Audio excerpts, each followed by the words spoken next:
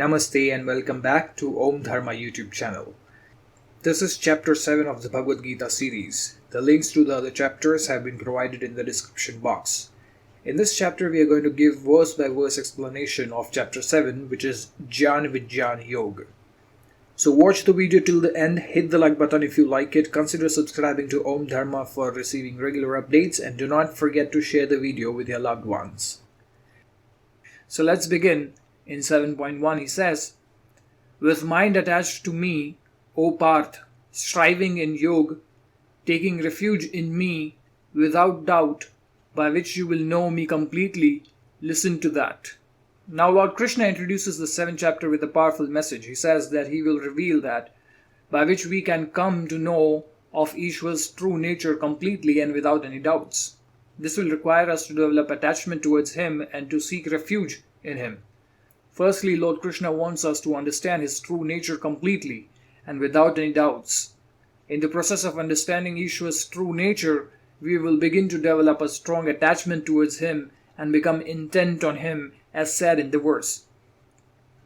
When we begin to develop an attachment to a higher ideal, the lower attachments to material things will automatically drop. There is no need for anything else as a source of joy when one develops an affinity for Ishwar. Furthermore, we will seek his adhyay, which means support. As we begin to develop devotion towards Ishwar, we will realize that he is the only permanent support available. We will begin to rely on him solely rather than on any other source of support. So therefore, Lord Krishna asked Arjun to pay attention to this message, and it is not going to be easy for everyone to develop such a connection to Ishwar, but this is the only way by which we can know Ishwar in his entirety. So in 7.2 he says, "Knowledge with wisdom. I shall tell you this completely. Having known that, there will be nothing else left to know." Here, Lord Krishna says that he will reveal not just the knowledge, but also impart us wisdom. The wisdom is such that once we know it, there will be nothing else remaining to be known. We spend our lives acquiring knowledge about new things. With the pace of change in the world today, we would not be able to know everything. So Lord Krishna says that the wisdom or vijnana that he is going to impart will be such that once we know it, nothing else will remain to be known. Let us see how this will be possible. For instance, a goldsmith is not fascinated by the artwork or shape of gold bangles or bracelets or necklaces or other ornaments that he comes across. All he cares about is the quantity of the gold that each ornament contains. In other words, because he knows the cause as gold, he knows that the effect as the ornament may differ in shape, but it is gold in its essence after all. Knowledge is the shape of the different ornaments. Wisdom is knowledge of their essential nature. Having known this, nothing else will remain to be known. It will be knowledge that is all-inclusive. Also, it is knowledge that makes up complete, unlike worldly knowledge that reveals further holes as we study it more. He continues in 7.3, he says, "Among thousands of people, perhaps one strives for success. Among those successful strivers, perhaps only one knows me in essence." Let us look at the language used in the shlok. The word sahasra literally means thousands, but used in this context, it means innumerable or an extremely large quantity. So the shlok then reads out of innumerable people, only one strives for success in liberation. Out of those few strivers, only one who knows Lord Krishna in his essence. Here we can raise a doubt and say, what about the millions of people who go to the temple every day? They worship Ishwar in his numerous forms. Many people observe fasts. Many people have a little temple in their homes. Many people conduct religious ceremonies where they donate food and other items. So how can it be said that only few people know Ishwar? This doubt can be answered by looking at the last part of the shlok where Lord Krishna says that he has to be known in his essential nature. Most of the people mentioned earlier worship Ishwar, but they tend to have a partial understanding of what Ishwar really is. That is why Lord Krishna devoted almost a third of the Gita in describing his essential nature. So in the further verse 7.4 he says, "Earth, water, fire, wind, and space, along with mind, ego, and intellect. In this manner, this is my eightfold differentiated nature. Here Lord Krishna says that 5 primordial elements, as well as mind, ego, and intellect, comprise his Prakriti or nature. Earth, water, fire, wind, and space here do not mean tangible physical elements that we can perceive through our senses. They refer to the qualities of the physical elements. For example, water here refers to the quality of liquids that enable them to flow. Fire refers to the quality of a flame to generate light and heat. When these elements combine with each other, they have the potential to create every object in this universe. In other words, Lord Krishna says that the building blocks of the universe are nothing but his manifestation. For many of us that have set image of Ishwar as a certain deity, this is a whole new way of understanding.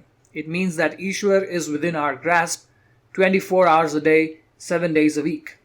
All of the objects, situations, and people that we interact with are made up of these elements. This means that if we realize that everything comes from Ishwar, then we should not have room for any negative emotions such as jealousy, anger, etc. When we know that everything is created and owned by Ishwar, we do not get agitated if our neighbor buys a bigger car or gets a better job. We see everything as ultimately belonging to Ishwar. So it does not matter who temporarily claims it to be his or hers. To understand the latter part of the shloka, let us understand the creation of the universe according to the Sankhya school of philosophy. The universe originally lies in an unmanifest state. The first manifestation or transformation in the state is the ego principle, which is also known as self-assertion or the I principle.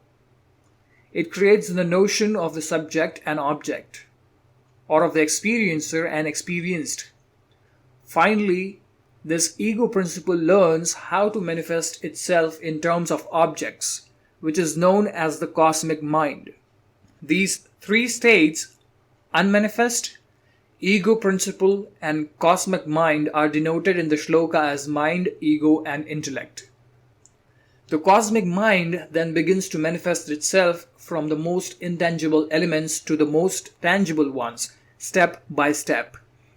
The first element produced is space, which is invisible. Next is air, which we cannot see but we can feel it. Next is fire, which we can see but do not touch it. This is followed by water, which we can see and touch. Finally, earth is produced, which is the most tangible element of all. If you reverse the order of elements given in the shlok, it exactly follows the doctrine of creation in Sankhya.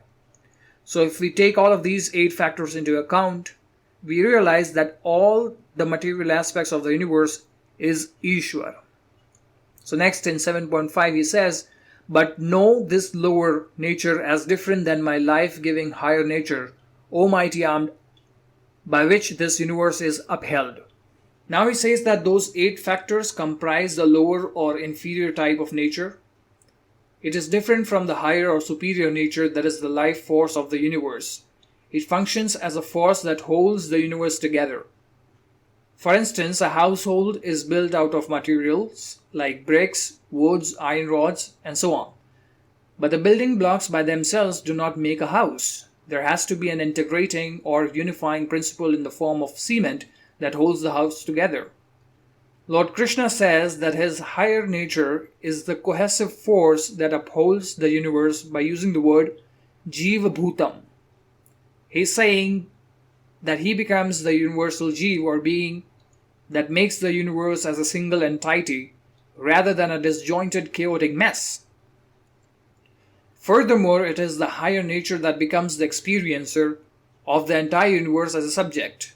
Throughout our life, we seek knowledge about the world through several sources. But those studies only cover the world of objects, which is indicated here by the term lower nature. Only spirituality provides us knowledge about the subject, which is nothing but our own self. So then why are we talking about subject and object here? It is because Shri Krishna's lower nature creates the world of objects and his higher nature creates the world of subjects. When the universe originated, it split as it were into 2 aspects. the lower and the higher nature. The lower nature or Prakriti is what we generally describe as the universe that we can see with our eyes and with our telescopes in both its visible and invisible aspects. The higher nature further split itself into subsets. Each subset became a Jeev, which is the conscious principle operating within each of us. That Jeev principle within us makes us a subject and experiencer. Therefore, with these two shlokas, Lord Krishna has covered everything in the world: subject and object, inert and conscious, experiencer and experienced, building blocks and unifying force. In the next shlok, he continues to explain, both these are the wombs of all beings. Understand this. I am the source as well as the resolution of the entire universe. Having described both his lower and higher nature, Lord Krishna says both those natures combine to create everything in this universe. This creation is described poetically as the womb from which everything originates. The lower nature and higher nature are both needed to create this universe. Furthermore, everything that is created is also sustained and ultimately dissolved into Ishwar. In other words, Ishwar creates, maintains, and dissolves the entire universe. Let us now understand the deeper meaning of this shlok. But before we proceed, let us first understand what is meant by the cause and effect. When we hold a piece of cloth, what do we see? We see its color, its texture, and its shape. But if we were to go back in time, we would see that cloth came from cotton threads, which came from a cotton plant, which came from a cotton seed, which at some point came from the earth. So the cause of the cloth was the earth, and the effect is the cloth. Unfortunately, our minds have been conditioned to focus on the effect and not on the cause. We see the cloth and its attributes, but do not even think about the cause, because that requires our intellect to come into the picture. Now let us look at this shlok from the standpoint of cause and effect. If we were to trace the ultimate cause of anything in this universe, it eventually comes back to Ishwar's lower and higher natures. Therefore, Lord Krishna is asserting the fact that Ishwar is everywhere. Even though our eyes cannot see the form of a deity in front of us, our intellect will tell us that the ultimate cause is Ishwar. Our eyes give us jnana, or knowledge of the effect. Our intellect provides us with vijnana, which is the vision of the cause. So in verse number 7.7 he says, beyond me there is none other, not even a little. Like beads are pervaded by string, all this is in me. In this shlok he makes us leap to a whole new level of vision, by which we can not just see Ishwar in everything, but we see everything in Ishwar. Lord Krishna says that other than Ishwar there is nothing in this universe. This means Ishwar alone exists in the universe. Other than him, there is nothing else. The shlok provides a necklace as an illustration. This necklace comprises a string and a series of knots in the string which appear as beads. So if we were to view this necklace, we would register it as a string and beads. But our intellect would tell us that it is nothing but the string with some modifications in the form of beads. Similarly, Lord Krishna says that Ishwar pervades the entire universe just like the string pervades the entire necklace. When we apply our intellect, the necklace and the beads disappear and only the string remains. Each bead contains the string, but the string contains all the beads. In other words, the string is all-pervading. If we can begin to develop this vision, then all our so-called problems with objects, people and situations will disappear, because we will realize that the ultimate cause of everything is Ishwar. If everything is Ishwar, there is no concept of any duality.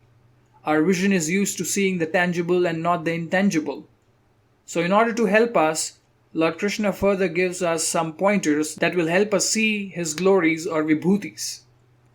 So in 7.8 he elaborates, I am the taste of water, O Kaunteya. I am the light of the sun and moon. Om in all the Vedas, sound in space, valor in men. While even if we humans intellectually understand Ishwar as the ultimate cause, our senses do not literally see Ishwar.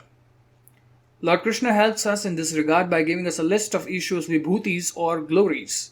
He recognizes that our mind tends to see wonder and glory in some aspects of the universe. If we can train ourselves to remember Ishwar whenever we see his glories, it will help us advance towards our goal of learning to see Ishwar everywhere. The first example of Ishwar's vibhuti is the taste in water. Water is an important part of everyone's life. Lord Krishna says that Ishwar is the taste or essence of water. In other words, Ishwar is what makes water behave like water. So whenever we have a glass of water, when we are extremely thirsty, it is Ishwar that is refreshing us. Similarly, when we are dazzled by the brilliance of the sun or the soothing light of the moon, we should remember that it is Ishwar that is providing the brightness or the effulgence. Whenever we hear a sound, we should know that it is Ishwar that provides the ability for sound to travel through air. Moreover, when we read stories about people who selflessly protect their country or their fellow human beings, we should remember that it is Ishwar that provides valor to them. Finally, Shri Krishna says that Ishwar represents the word Om in the Vedas, which symbolically represents the eternal essence out of which this entire universe is created. Meditation on the word Om is considered to be one of the highest meditations possible. Continuing in 7.9, he says, I am the pleasant fragrance in earth and the brightness in fire. I am the life force in all beings and the austerity in the austere. While the other aspects are self-explanatory, let us understand what is austerity in this slok. Finally, Lord Krishna brings up the topic of tapas or austerity in the shlok. What is tapas? It is the energy that builds up in our body when we check the movement of our senses and our mind. We notice that whenever we overindulge in eating or drinking, watching too much TV or partying, we feel drained of all our energy. Conversely, when we control our senses and our mind, we find an increase in our energy levels. This energy is tapas. And Lord Krishna says that this tapas is nothing but Ishwar. Further in 7.10 he says, Know me as the eternal seed of all beings, O Parth. I am the intellect of the intelligent, the radiance of the illustrious. He continues to give a list of his glories in this shlok, beginning with the statement that he is the eternal seed of all beings. Normally when any tree grows out of a seed, the seed ceases to exist. In the case of Ishwar, however, the seed is eternal. In other words, the seed is changeless, but the entire content of the universe lies in an unmanifest form in the seed. It manifests itself at various points in the universe's lifespan, not just at the beginning. So therefore, we need to learn to recognize the eternal seed and not get carried away or stuck at the level of names and forms. Next, Lord Krishna urges us to recognize Ishwar in intelligence. We admire intelligent people for their ability to think clearly about complex issues without getting swayed by noise. How is their way of thinking different? A glass of clear water lets through more light than a glass of water that is agitated or clouded by dirt. Similarly, an intelligent person's mind is less dominated by the sway of emotions and therefore enables the brilliance of Ishwar to shine through the intellect unhindered. In this manner, Ishwar becomes the intelligence of the intelligent. Finally, Sri Krishna adds tejas or radiance to his list of vibhutis. This radiance manifests in us when we are in good physical and mental health, when we have slept well, when we are fit, also when someone has earned a lot of wealth through self-effort or has performed selfless service, they have a certain kind of glow. Lord Krishna says that it is Ishwar manifesting in these illustrious individuals in the form of tejas or radiance. Further in 7.11 he says, I am the strength in the strong that is free from desire and attachment, and I am the desire in beings that is consistent with duty, ocean of the Bharats. Shri Krishna further adds to the list of Ishwar's vibhutis in the shlok. He says that Ishwar is the strength that is free of selfishness and attachment, and the desire that is selfless. What exactly are desires and attachment? Desire is craving for something that we do not have, and attachment is holding on to something that we already have. Selfish actions generate attachment which bind us to the material world. The more selfishly we act, the further we move away from Ishwar acting through us. Only when we act selflessly does Ishwar act through us. Shri Krishna says that Ishwar is that desire which is not selfish or which is consistent with one's duty. Now, when we begin to act in a selfless manner, we develop an inner strength. Conversely, whenever we act out of selfish desire and attachment, we become weak. In the Mahabharat, the Pandavas knew that they could not target Drona directly because he was too powerful. Instead, they targeted someone who he was deeply attached to, his son, Ashwatthama. The more we turn towards Ishwar, the less we get attached to people and worldly objects. It is our choice whether we act selfishly or for our personal gains or selflessly with a view to benefit the higher ideal. Any action that harmonizes or integrates brings with it the power of the entire universe. Therefore, Lord Krishna says that He is the strength that is free from selfish desire and attachments. Lord Krishna concludes the topic of his vibhutis with this shlok. And in 7.12 he says, "And indeed all sattvic qualities and all rajasic and tamasic qualities, know those to be only from me. Know that I am not in them, they are in me." Lord Krishna began this chapter by indicating that Ishwar is the essence of everything. He also provided a short list containing tangible examples of his glories. In this shloka, he summarizes this point by saying that the three fundamental aspects of Prakriti or nature arise from Ishwar, but are subservient to Ishwar. Sattva, Rajas and Tamas are the three aspects of Prakriti or nature. A more detailed explanation of these three gunas or aspects is provided in the 18th chapter. At the internal level, these aspects are the moods of our mind. A tamasic mind is dull, a rajasic mind is active, and a sattvic mind is serene. Moreover, a sattvic object or thought is tied to knowledge. A rajasic object or thought is tied to activity, and a tamasic thought or object is tied to ignorance, sloth or procrastination.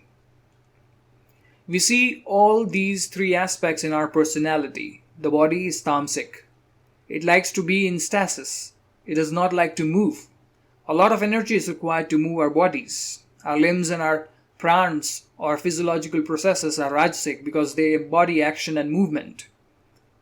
Our mind and intellect are sattvic because they embody knowledge.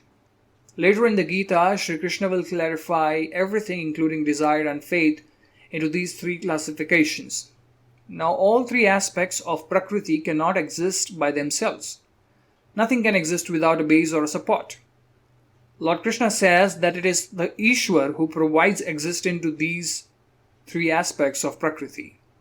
However, he qualifies that statement by pointing out that they are in Ishwar, but Ishwar is not in them. In other words, Ishwar can exist without the gunas, but the gunas cannot exist without Ishwar because they need his support. Which means that every object, person or situation that we encounter in this universe comprises a permutation of these three gunas. All three gunas are supported by Ishwar. Therefore, Ishwar is everywhere, behind every object, person and situation in this universe.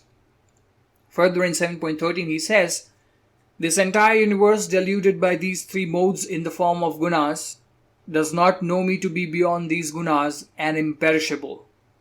Now, so far in this chapter, Lord Krishna indicated that Ishwar is the ultimate cause, that he pervades everything, the entire universe is a play of the three gunas, and that he supports all the three gunas but they do not impact him. In theory, if we know this, then we should be 100% clear about the true nature of Ishwar, which is the objective of this chapter. But there is still more to come. It is because there is something in these three gunas or aspects of nature that prevents us from accessing Ishwar. Lord Krishna says that most people are deluded or confused about the true nature of Ishwar due to the overpowering effect of the three gunas. This overpowering effect is our tendency to get carried away by the name and form.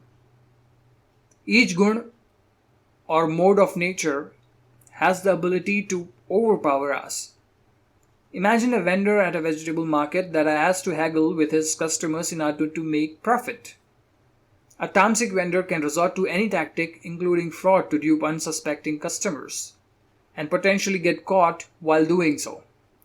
A rajasic vendor can use fair but aggressive negotiating tactics with even the shrewdest of his customers, eventually shrinking his customer base to zero.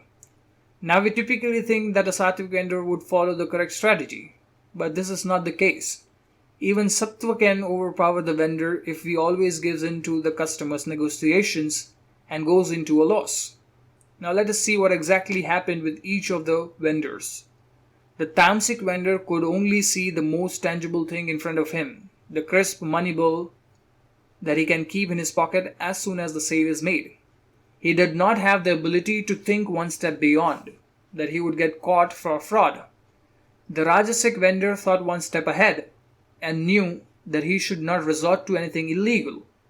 But by always focusing on his personal gain, he missed the big picture in that he would eventually lose all his customers. The sattvic vendor understood the big picture to some extent, but he forgot that he had to support a family at home and therefore had to strike the right balance of maximizing his profit and making the customer happy. So what does all this have to do with Ishwar?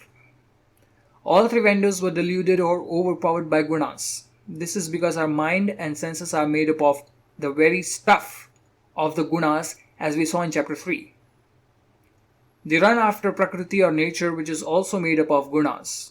We are helpless because our senses and our mind is wired to focus on names and forms, and not the underlying essence or cause. We get so carried away by names and forms that we cannot comprehend that Ishwar is beyond any name and form, any attribute or modification. Further, in 7.14, he says, "For this, my divine Maya, comprised of the gunas, is hard to cross. Only they who seek my refuge cross over my Maya." Here, Krishna has framed an interesting problem for us. If our mind with its senses is attracted to sense objects because of the play of the three gunas, and if Ishwar is beyond the three gunas, we need to somehow pierce through the gunas to contact Ishwar. If we cannot do it with our mind, with its sense organs, how do we do it? We need some additional help. Sri Krishna says that the only solution is to surrender to Ishwar. First, let us understand what exactly is preventing us from contacting Ishwar. Lord Krishna says that there is something called Maya, which is the barrier between us and Ishwar. What exactly is this Maya? It is nothing special. It is the three gunas that we saw in the previous shlok. Where is this Maya located? Not too far away. It is in our minds. And we can see its effect daily. Just when we think we are studying Gita and are immune to its effect, we suddenly get an angry thought about a friend or a co-worker. This is Maya. Now, if Maya is the moat that blocks access to Ishwar, how do we cross it? Krishna says that in order to cross over Maya, we have to surrender to Ishwar.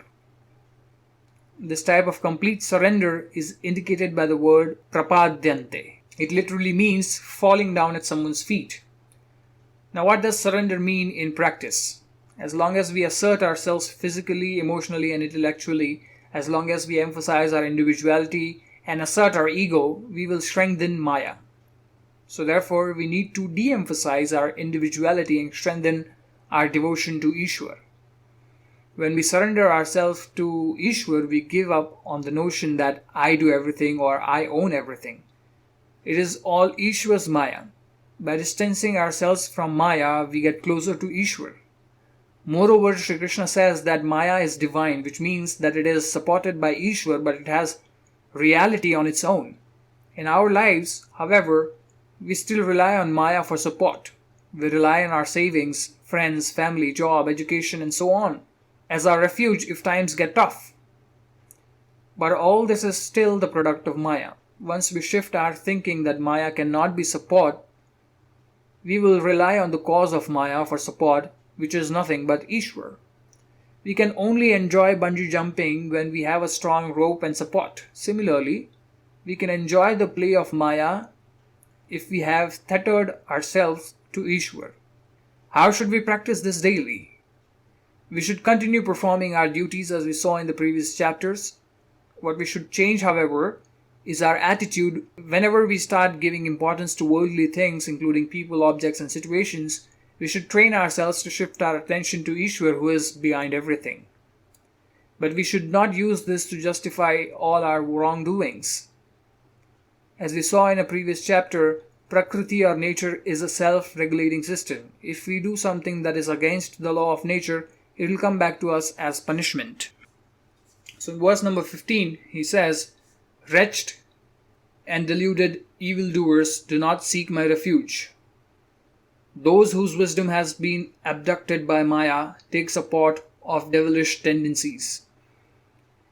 Continuing the thought from the previous shloka, Lord Krishna said that many people fail to take the refuge of Ishwar and cannot cross over Maya. Instead, their wisdom is usurped by Maya. Maya veils Ishwar, causing people to think that they don't have to associate with Ishwar. Lord Krishna says that these people are not just deluded or ignorant, they are wretched. They are evildoers and are the lowest among human beings. First of all, there are people who are somewhat deluded by Maya. They spend their lives running after material objects and possessions because they find joy in doing so. But they do so without causing any harm to anybody. Next, there are people who are even more deluded, who don't hesitate to break the law in the pursuit of their material objects. Finally, there are worst kind of people who will resort to taking others' life for their material fulfillment. Having thus categorized people who are deluded by Maya, Lord Krishna calls their nature Asuri or devilish. Our goal should be to not show up in this category. So then what kind of people seek out Ishwar? So this is taken up in the next slok, which reads, "4 types of people who perform good actions worship me, O Arjun: the distressed, the inquisitive, the profit-minded, and the wise." Lord Krishna is a methodical teacher. He loves to categorize and classify knowledge. In this shlok, he further classifies the devotees of Ishwar into 4 types. The first type of devotee is the arth or the distressed. When such devotees are in trouble, when they have a health condition, when they have a monetary problem, when they are anxious about the result of the final exam, when there is nowhere else to go, they approach Ishwar for help. Usually such devotees would not have remembered Ishwar if they were well off, if they had no source of affliction. Regardless, Ishwar accepts them as his devotee. The second type of devotee is the jijyasu, or the inquisitive. Such people are seeking knowledge in all of its various aspects: economic knowledge, scientific knowledge, artistic knowledge, and even spiritual knowledge. The third type of devotee is artharthi.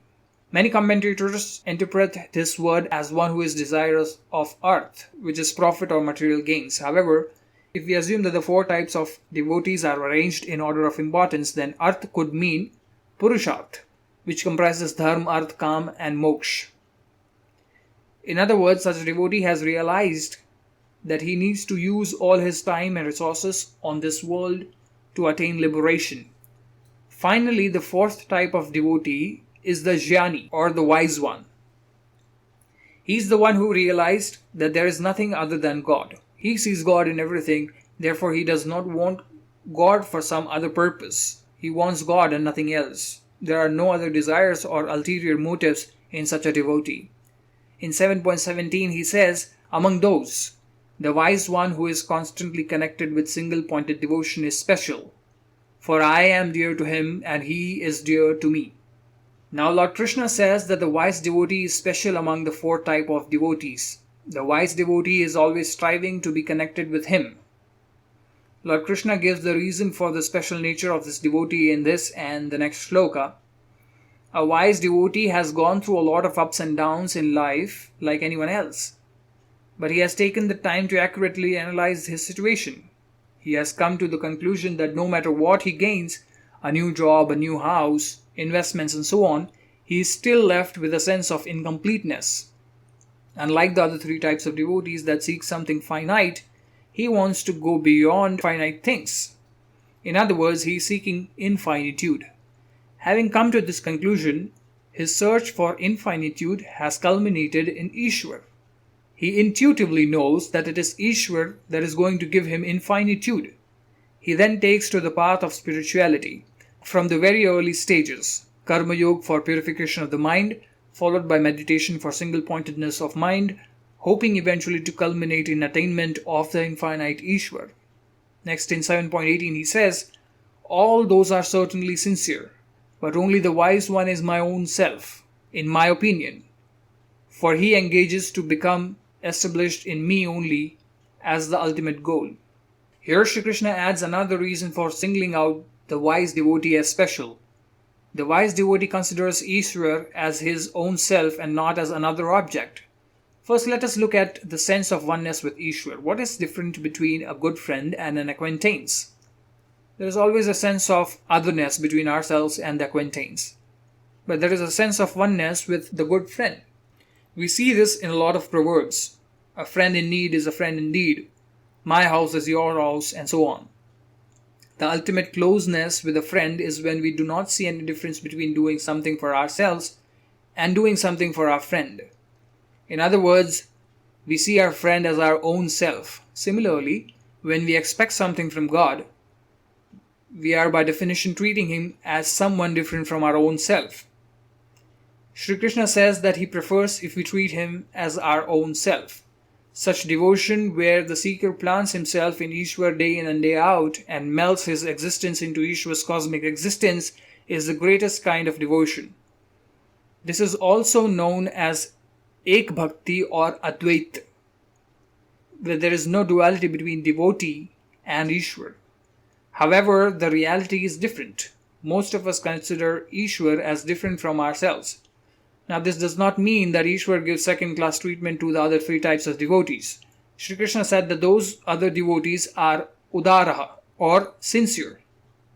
Ishwar is affectionate towards all of them. Having pointed out the unique aspects of the wise devotee, Lord Krishna highlights the scarcity of wise devotees in the next slok, which reads, at the end of several births, the wise one seeks my refuge knowing that Vasudeva is everything. Such an individual is supreme and extremely rare. Here Lord Krishna emphasizes the fact that such people who know that the ultimate cause of everything is Ishwar are extremely rare and exalted. In fact, it has taken them several lives worth of effort to get to this stage. Let us examine the nature of this effort that has led to this vision of the wise devotee. This effort is of two types: the dawning of knowledge that there is a single cause behind everything, and surrender of one's ego to that single cause or Ishwar. There is no specific order in which these can happen first, but both are necessary. The individual who has gone through so much effort to get to this stage is most certainly rare and privileged. Now we need to be careful in how we interpret the second half of this shlok. Vasudeva means one who resides in all, as well as one in whom everything and everyone resides. In other words, the phrase Vasudeva is everything denotes Ishwar is everything. If we get stuck with the meaning of Vasudeva, if we forget that Vasudeva is an indicator for the one Ishwar, we will begin to develop a fanatic attitude towards people who worship other deities. Next, Shri Krishna elaborates on the topic of worship for finite gain. So 7.20 reads, they whose knowledge has been usurped by desires seek refuge of other deities. They resort to rites compelled by their own nature. Lord Krishna now proceeds to describe the other category of the devotees. These devotees feel a sense of incompleteness. They keep looking for finite things such as people, objects, and situations to make themselves feel complete. Lord Krishna says that such devotees, compelled by their nature, seek the refuge of finite deities. They do so because their discrimination is usurped by the force of their desires. Now, unlike the wise devotees, such devotees will have not shifted their focus towards the ultimate goal that will give them infinitude. They still harbor desires for material objects, people, and situations that prevent them from contacting the infinite. So then, due to the force of their desires, they look for something finite to give them happiness. This something else is referred to as deities in the shlok. Their situation is no different than a businessman who wants to build a factory. He will have to appease the local minister to get land certificates. He will have to appease the local union leader to ensure the smooth running of his factory. He will have to appease his customers so they will keep placing orders for his goods. But in doing so, he will have to dance to their tune. Similarly, in order to propitiate these deities, we may also have to follow prescribed rites and rituals that are specific to each deity. Sri Krishna says that even if pursuing limited or finite goals is not the way to go, Ishwar will still demonstrate compassion towards such devotees. So in 7.21 he says, whichever devotee desires to faithfully worship a particular form, I fortify his faith in exactly that form. The chapter so far dealt with the notion of the infinite Ishwar's ability to bless us with infinitude. But Sri Krishna recognized that not all devotees have the vision of pursuing that infinite Ishwar. That is why they worship finite, localized form of Ishwar in the form of various deities. So in this shlok, Sri Krishna offers a ray of hope for such devotees. Even if we worship a finite deity with a finite goal, Ishwar will ensure that our finite goals are awarded to us. In doing so, Ishwar will strengthen our faith in that deity. There is nothing wrong in asking for something which is finite. All notions of spirituality, no matter how finite the goal, are equally valid. They have the power to lift us from our egoic center towards the universal. But more important than the delivery of our desire is faith. Ishwar ensures that our faith is strengthened. It is because there will come a time when the faith will be eventually turned towards Ishwar. Next in 7.22 he says, engaged with faith, that person worships that deity and his desire is fulfilled, but that desired fulfillment is delivered only through Ishwar. When someone chooses to pursue a finite or worldly goal, they run towards a finite deity instead of going towards Ishwar. Sri Krishna continues the point here by saying that Ishwar does not object when a devotee seeks a finite goal from a finite deity. In fact, he strengthens that devotee's faith by delivering what the devotee asks for the deity. Faith is a process that most of us do not fully comprehend, but it is a reality. Even in the medical profession, placebos or pills made up of inactive ingredients such as sugar are known to cure patients by sheer power of faith. So Sri Krishna says that even if a devotee approaches a deity with a finite goal, Ishwar is ready to deliver that goal as long as the devotee's faith in that deity is strong. By fulfilling finite desires through the deities, Ishwar hopes that the devotee will learn to further subdue his ego. One cannot have an increase in faith without a decrease in ego, as desires are sought with greater and greater faith and the corresponding desires are fulfilled. The devotee's faith increases. This process has the potential to result in the spiritual evolution of that devotee. He will evolve from seeking finite goals to seeking the infinite, which is Ishwar himself. This is the ideal state, but is totally up to the devotee to make that transition. Unfortunately, most devotees get stuck in the pursuit of finite goals. Further in 7.23 he says, but those with finite intellect obtain a perishable result. Worshippers of deities obtain those deities. My devotees obtain me alone. We saw that there were two kinds of devotees who pursue finite goals and those who pursue the infinite goals. Earlier, Lord Krishna said that there was nothing wrong with pursuing finite goals as long as such devotees eventually involve themselves in pursuing the infinite. Why do most devotees contact a deity, someone or something that is higher than them? It is to acquire or obtain a goal that will relieve them of their finitude. Let's say they worship a deity and manage to obtain the object that they desire. Sri Krishna says that no matter what object is acquired, it will perish at some point. In other words, that object will be time-bound or space-bound. It will make the person happy for a short amount of time, after which he will begin to feel finite and consequently unhappy. The cycle of seeking another finite goal will start all over again. Devotees who do not see the folly of repeatedly acquiring finite things are termed alpamedhas, or finite-minded by Lord Krishna in the shlok. They will never be free of sorrow but will manage to suppress it temporarily. They are deprived of the knowledge which indicates the true nature of Ishwar. That is why we should never stop inquiring into the reality of things and try to look beyond the material world for the real answers to our problems.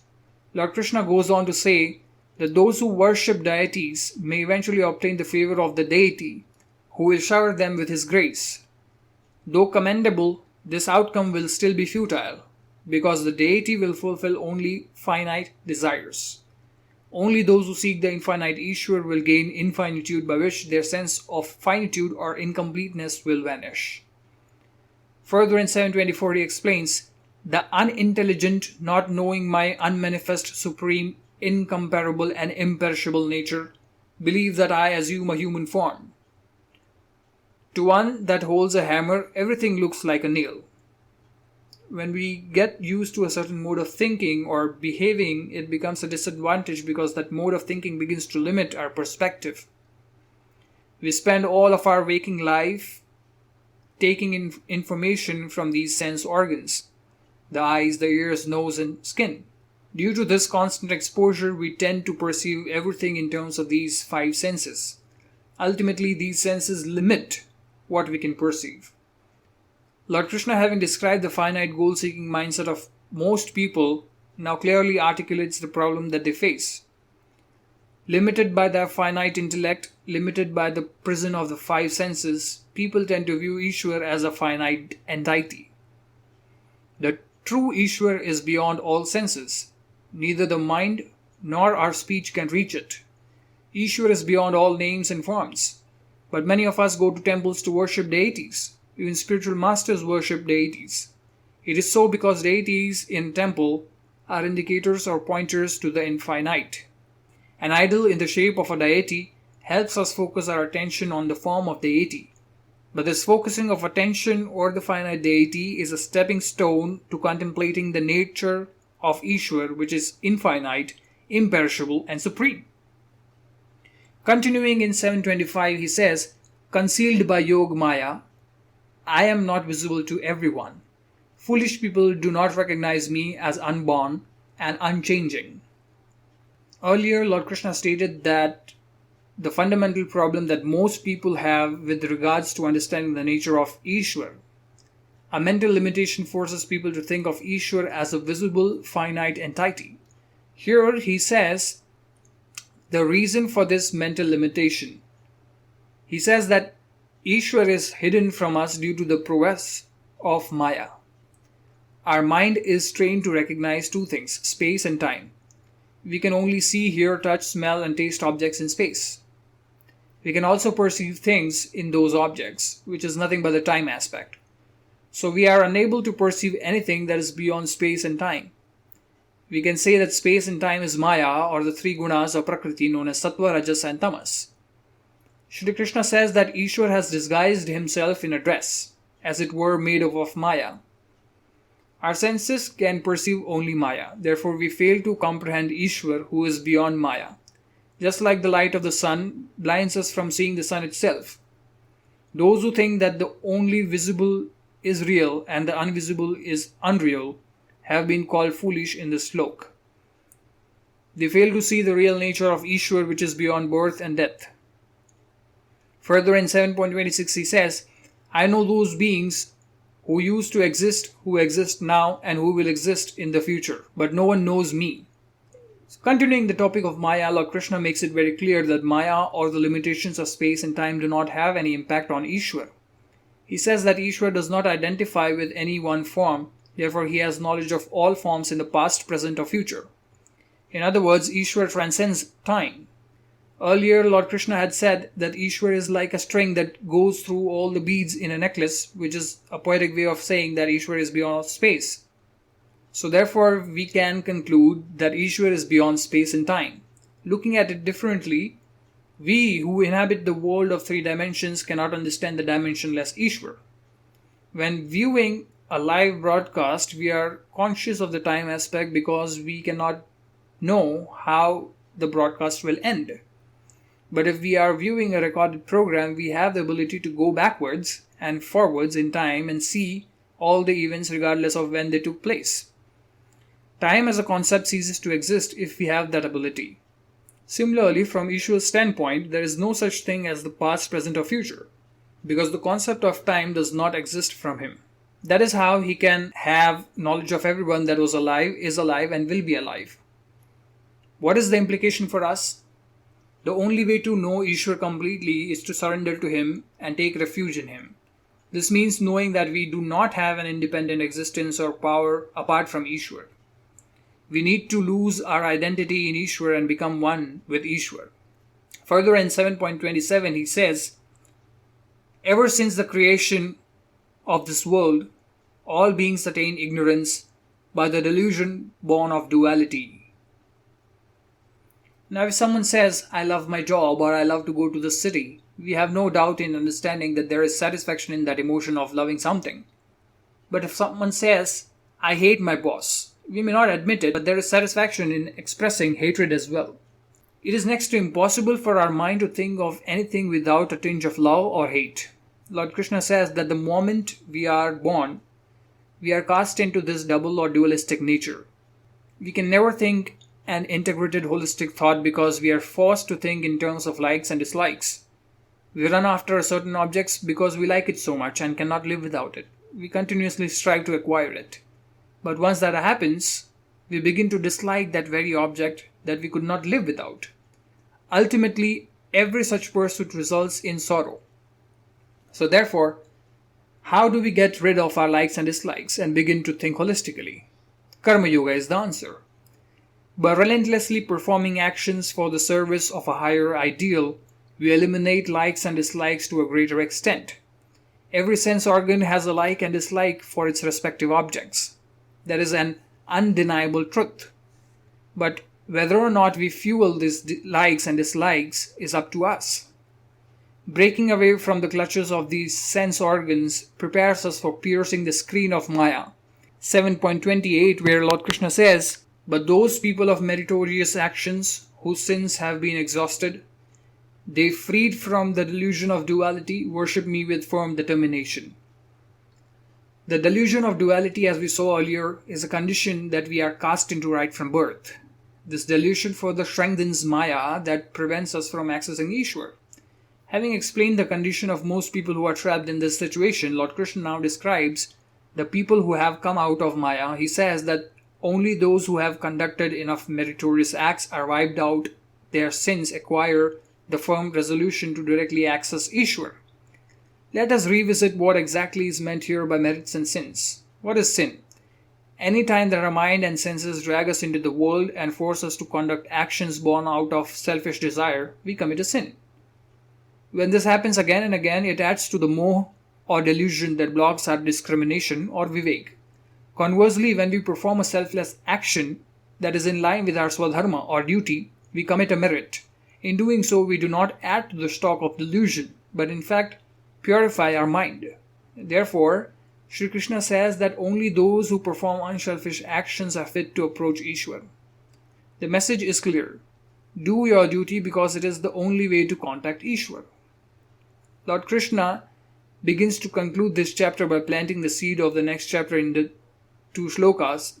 They deal with the fundamental question of our ultimate liberation, and they read, those who strive for liberation from old age and death, seeking my refuge, they know Brahman as well as adhyatma and karma completely. Here, Sri Krishna introduces a series of technical terms that a devotee needs to know the meaning in order to gain access to Ishwar. The terms are listed in the shlok and the next shlok, whereas the meaning of the terms is explained in the beginning of the 8th chapter.